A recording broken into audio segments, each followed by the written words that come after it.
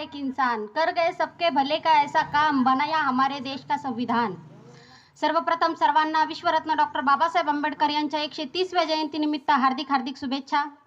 संपूर्ण जगाला शांततेचा संदेश देणारे विश्ववंदनीय तथागत गौतम बुद्ध, सर्व बहुजनांना सोबत घेऊन स्वराज्य ज्यांनी निर्माण केले असे छत्रपती शिवाजी महाराज, आरक्षणाचे जनक छत्रपती शाहू महाराज, शिक्षणाचा महामेरू शिवरायांवर पहिला पोवाडा आणि पहिली शिवजयंती ज्यांनी साजरी केली असे महात्मा ज्योतिबा फुले, देशाला स्वच्छतेचे महत्त्व पटवून देणारे संत गाडगे महाराज, देशाच्या लोकशाहीचे निर्माते, भारतीय राज्यघटनेचे शिल्पकार विश्वरत्न डॉक्टर बाबासाहेब आंबेडकर, छत्रपती शिवाजी महाराज व डॉक्टर बाबासाहेब आंबेडकर यांचे विचार आपल्या गायनाच्या माध्यमातून ज्यांनी पोहोचवले असे साहित्यरत्न अण्णाभाऊ साठे, आपल्या कवितेच्या माध्यमातून सामाजिक कार्य ज्यांनी केले असे संत कबीर, ज्यांना क्रांतिकारी महाकवी म्हणून ओळखले जाते असे संत रोहिदास, आयुष्यभर अहिंसेचा संदेश देणारे संत शिरोमणी सेना महाराज व तसेच शिवरायांसारख्या शूरवीराला जन्म देणाऱ्या माता जिजाऊ, बाबासाहेबांसारख्या महापुरुषाला जन्म देणाऱ्या माता भीमाई, देशातील पहिल्या महिला शिक्षिका क्रांतिज्योती सावित्रीबाई फुले, देशातील पहिल्या मुस्लिम शिक्षिका फातिमा शेख, राष्ट्रमाता अहिल्याबाई होळकर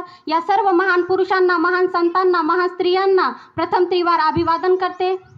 आजच्या कार्यक्रमाचे अध्यक्ष, उत्सव समितीचे अध्यक्ष, उपाध्यक्ष, सचिव, सर्व ग्रामस्थ व इथे जमलेल्या बंधू आणि भगिनींनो, आज मी या ठिकाणी विश्वरत्न डॉक्टर बाबासाहेब आंबेडकर यांच्या 130व्या जयंतीनिमित्त माझे मनोगत व्यक्त करणार आहे, ते तुम्ही शांत चित्तेने ऐकाल अशी अपेक्षा करते। डॉक्टर बाबासाहेब आंबेडकर यांचा जन्म 14 एप्रिल 1891 साली मध्य प्रदेशातील महू या गावी झाला। डॉक्टर बाबासाहेब आंबेडकरांचे पूर्ण नाव भीमराव रामजी आंबेडकर होते। डॉक्टर बाबासाहेब आंबेडकरांचे बहुआयामी व्यक्तिमत्व जीवनाच्या विविध अंगांना दिपवून टाकणारे आहे।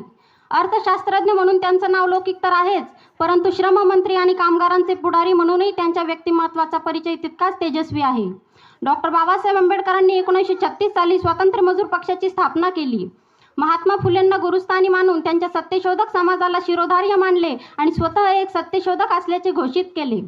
डॉक्टर बाबासाहेब आंबेडकरांनी जाती व्यवस्थेच्या अर्थशास्त्राचा अतिशय चिकित्सक बुद्धीने अभ्यास केला। आजही अज्ञानात जगत असलेले काही लोक असे म्हणतात की डॉक्टर बाबासाहेब आंबेडकर यांनी केवळ SC ST साठीच संघर्ष केला, पण त्या अज्ञानी लोकांनी आता हे नीट समजून घ्यावं की डॉक्टर बाबासाहेब आंबेडकरांनी SC ST ला आरक्षण देण्याअगोदर मराठा कुणबी OBC समाजाला सुमारे 52% एवढे आरक्षण देऊ केले, त्यानंतर SC ला 15% तर ST ला 7.5% एवढे आरक्षण देऊ केले।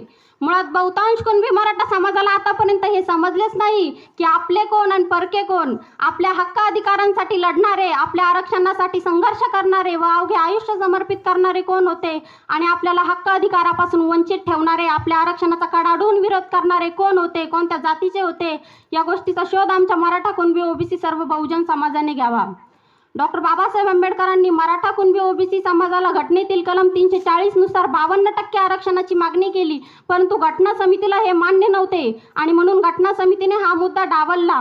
मराठा कुणबी OBC समाजास आरक्षण मिळावे या महान हेतूने डॉक्टर बाबासाहेब आंबेडकरांनी कलम क्रमांक 340 लिहिले, परंतु 340 हे कलम घटना समितीला मंजूर नव्हते आणि म्हणून डॉक्टर बाबासाहेब आंबेडकरांनी लिहिलेले 340 हे कलम तसेच राहिले व मराठा कुणबी OBC समाज प्रतिनिधित्वापासून वंचित राहिला। डॉक्टर बाबासाहेब आंबेडकरांनी प्राणपणाने प्रयत्न करून देखील मराठा कुणबी OBC समाजाला 52% एवढे आरक्षण मिळू शकले नाही आणि हा त्यांच्यावर अन्याय होता आणि म्हणून आपल्या लोकांवर होत असलेला अन्याय न पाहवल्यामुळे डॉक्टर बाबासाहेब आंबेडकरांनी 27 डिसेंबर 1951 रोजी केंद्रीय कायदेमंत्री पदाचा राजीनामा दिला। डॉक्टर बाबासाहेब आंबेडकर हे केवळ एकमेव अशी व्यक्ती आहेत की ज्यांनी मराठा कुणबी OBC समाजाच्या आरक्षणासाठी मंत्रिपदाचा राजीनामा दिला आणि ते केंद्रीय कायदेमंत्री पदाचा।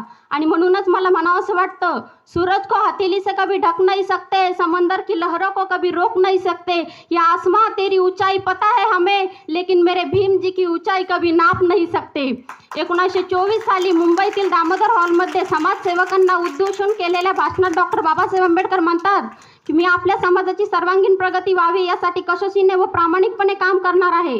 त्यासाठी मी एवढा अभ्यास केलेला आहे की मी मिळवलेल्या ज्ञानशक्तीचा उपयोग मी केवळ माझे कुटुंब किंवा जात यांच्यासाठी करणार नाही, तर सर्व बहुजन समाजाच्या चळवळीसाठी तिचा उपयोग करणार आहे। त्यासाठी मी अनेक योजना आखलेल्या आहेत, त्या सफल झाल्या तर सर्व बहुजन समाजाचा फायदा होईल। डॉक्टर बाबासाहेब आंबेडकर म्हणतात, जो समाज आपला इतिहास विसरतो तो समाज आपला इतिहास कधी घडवू शकत नाही. आणि म्हणूनच मला सांगावेसे वाटते, 1927 साली महाड चौदार तळ्याच्या सत्याग्रहाच्या वेळी मनुस्मृतीचं दहन करण्या अगोदर डॉक्टर बाबासाहेब आंबेडकर 2 दिवस रायगड किल्ल्यावर मुक्कामी होते. त्या ठिकाणी शिवरायांच्या समाधीला अभिवादन केले आणि तिथे संकल्प केला की ज्या मनुस्मृतीमुळे तुमचा राज्याभिषेक नाकारला गेला, उद्या त्याच मनुस्मृतीचं दहन करून तुमच्या अपमानाचा बदला घेईन. आणि 25 डिसेंबर 1927 रोजी मनुस्मृतीचं दहन करून डॉक्टर बाबासाहेब आंबेडकरांनी शिवरायांच्या अपमानाचा बदला घेतला. याला म्हणतात खरा शिवभक्त. जगाच्या पाठीवर अनेक लोकांनी अनेक पुरस्कार मिळवले असतील, पण जगातील सर्वात जास्त उपाध्या मिळवण्याचं काम जर कुणाच्या नावावर असेल तर ते नाव म्हणजे विश्वरत्न डॉक्टर बाबासाहेब आंबेडकर. काय उपाध्या मिळवल्या होत्या?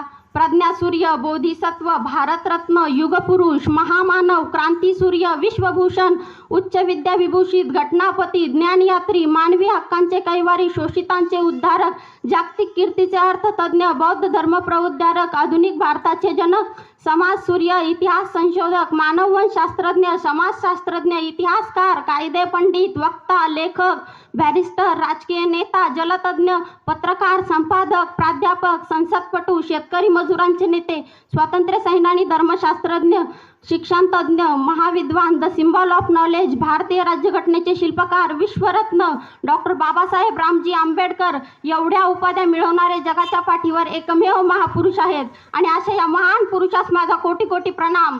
आणि शेवटी म्हणूनच मला म्हणावेसे वाटते, हवा वेगाने नव्हती, हवेपेक्षा त्यांचा वेग होता. हवा वेगाने नव्हती, हवेपेक्षा त्यांचा वेग होता. अन्यायाविरुद्ध लढण्याचा त्यांचा इरादा नेक होता. असा रामजी बाबाचा लेख भीमराव आंबेडकर लाखात नाही तर जगात एक होता, लाखात नाही तर जगात एक होता.